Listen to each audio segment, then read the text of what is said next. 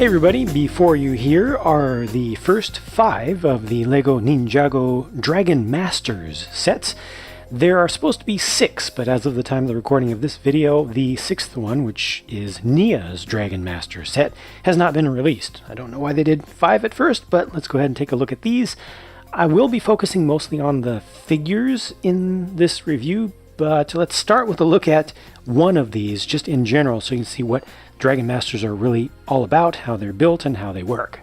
Fundamentally, this is the latest iteration on the Air Jitsu idea. So they did the Air Jitsu series, they did a Spin Jitsu series based on the same mechanics, and now they've done this, which is the same thing plus wings. So they have the actual propulsion creating vanes on the rotor piece. They just changed the color of that from one to the next. You put a figure inside a capsule there. These wings are actually just one piece. They're just folded up very nicely with a new specialized part down there, a couple of parts actually, that just hold it together. They just give you a nice frame to bend this vinyl piece around.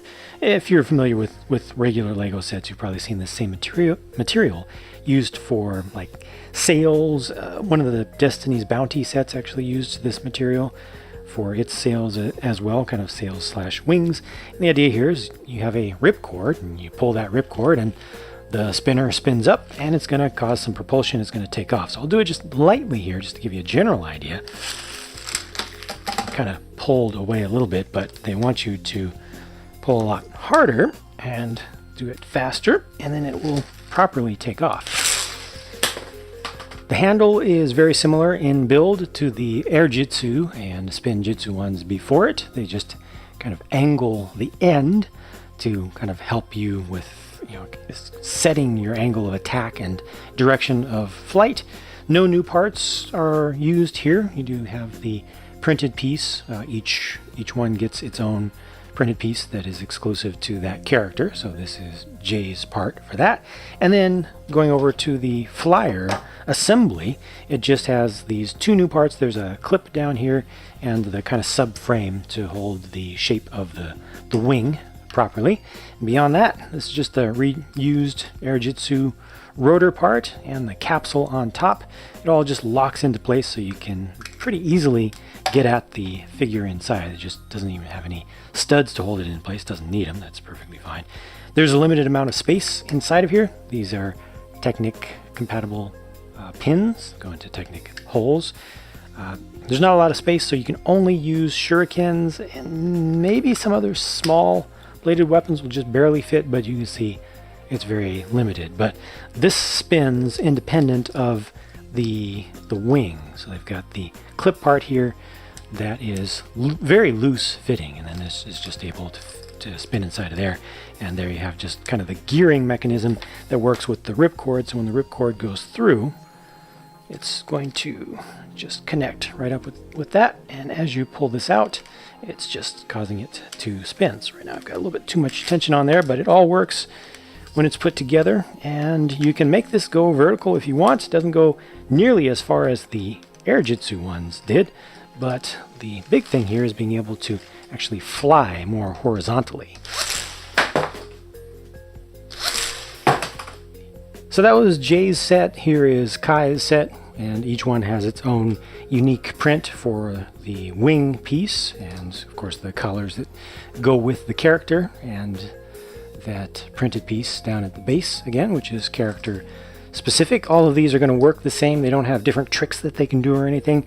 The number of tricks you can do is very limited with this, because really you are just doing one thing. You can kind of twist with your wrist a little bit or move in a different direction slightly as you launch to get slightly different actions, but most of the differences in flight that you'll get will come from slightly bending the wings. And you have the leading edge that can be changed up a little bit, and you just experiment with that. Just be sure not to fold this to the point where it creases where it shouldn't. There should be a crease along the leading edge. They put that in there to help it to bend properly, but you can kind of curl these down and not worry about it too much. In hot weather, they will tend to sag a little bit, but see, doing just something like that will cause the whole thing as it goes to spin. It'll actually rotate through the air. So you can get like things that look like barrel rolls going. The tail doesn't really do much, and bending both of them together doesn't really do much other than slow you down, possibly make it stall a little bit more easily. But the big thing here is just that it goes. You know, it's a way to make your minifigures travel from point A to point B.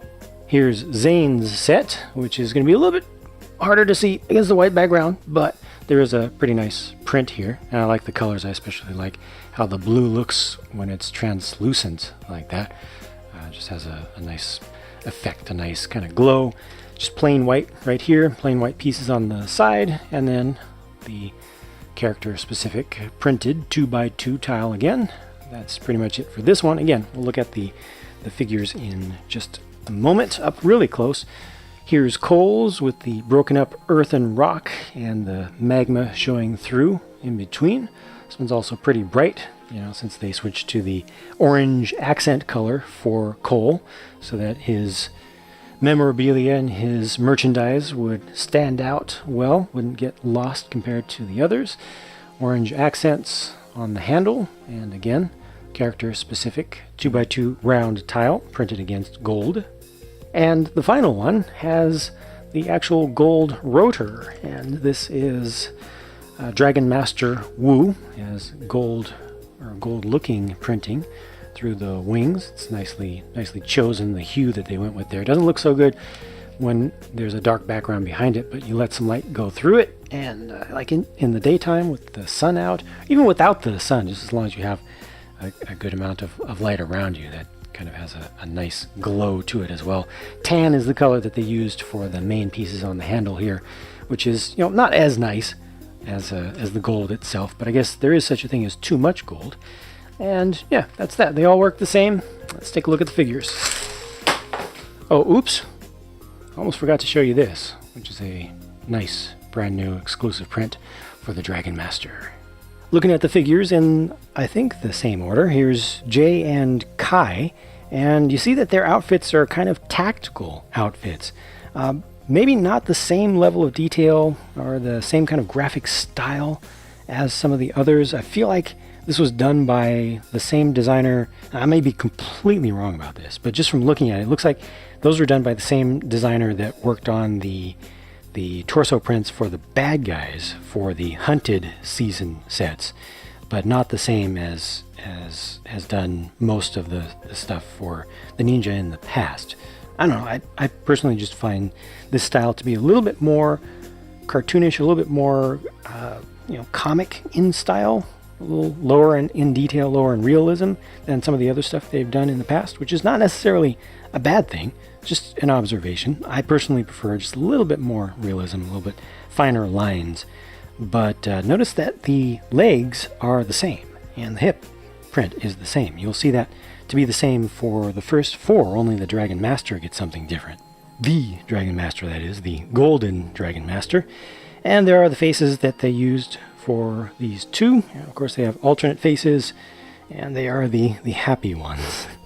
Here we have Zane and Cole actually does not get very much orange on him at all in the minifigure form. You know, his stuff gets orange, but he himself does not here, and that's cool. He kind of looks a little bit black from a distance because of the use of the dark brown, and I'm perfectly fine with that. You know, just a little bit of harkening back to his original color scheme. And again, the legs are the same, so that's just one disappointment from me across this line. These back prints, I like Zane's print a lot better on the back here. On the front, I think I actually prefer Cole's. It just feels more complete. You know, the legs that are shared between all of these work the best for him, I think. Here are the faces on one side revealed, and the other side faces, again, are the happy ones. And that's the perfectly normal human teenager Zane there on the left. So Ninjago movie style heads for the first four, but this Wu here is straight from Hunted. We'll see that when I take the headgear off. An interesting thing here is that the legs are not the same color.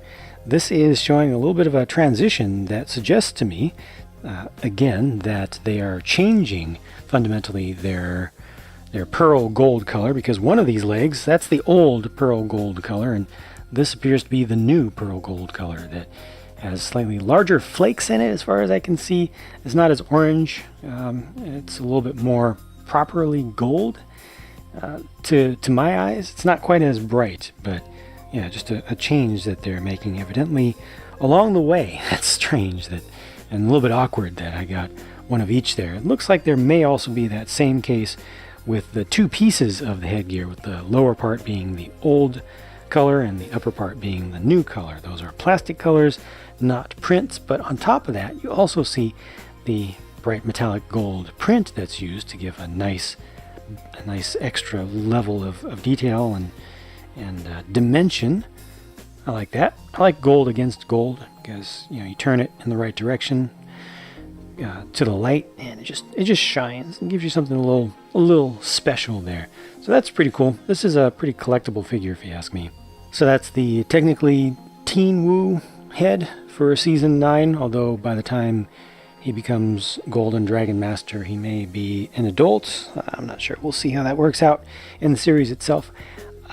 I think if you are kind of on the fence about these sets, about this whole series, you don't want to commit to purchasing the entire series, for the sake of completion, get just the one that has your favorite character from the series. And if you can't pick just one, or maybe if your favorite character doesn't have your favorite figure out of these ones, then go for this one. Go for Woo.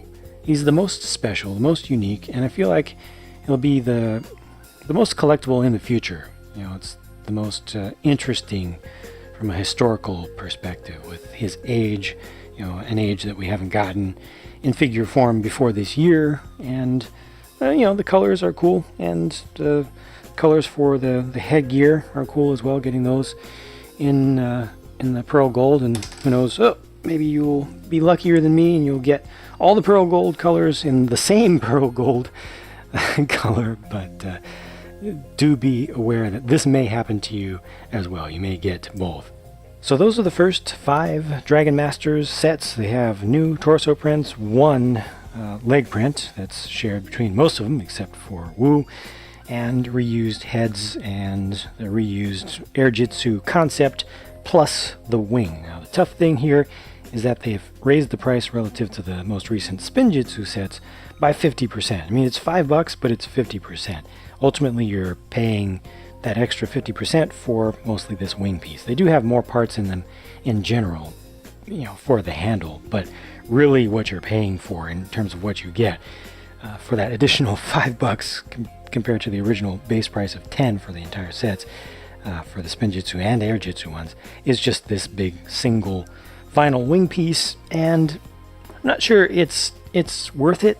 The value doesn't seem as good as it was before. I mean, previously most folks would get these for the figures, the exclusive figures. Now you have, I think, less variety there, less new stuff, and the flying feature is okay. It does work, but I actually feel like the Air Jitsu ones worked just fine to make something actually go, and you could do more tricks with those. These really just go in one direction, and they either spin, or you can kind of get them to have level flight, and you just hit a target, go through a hoop. You basically just have one single path of flight, whereas with the Air Jitsu ones, you could do them upside down, you could make them spin in different ways, put an extra twist on them and do different stuff. You could do them sideways. Yeah, these, I feel like, kind of a step down in terms of play value compared to the original Air Jitsu ones. You just get more parts and you pay a lot more. And the figures aren't that great, in my opinion. So yeah, I'm not that big of a fan of these, although I am very, very happy with the Woo Golden Dragon version. Very collectible figure, cool colors and everything. That's pretty good stuff. But the others, again, if you're on the fence, you don't want to collect them all, don't collect them all. Just get one if you really want one. If you don't know which one, get this. If you're still on the fence, then just skip them. Don't feel like you need to get these. They aren't must-buys, in my opinion. That's it for my thoughts on these, though. Hope I showed you everything you wanted to see. I'll talk to you again soon.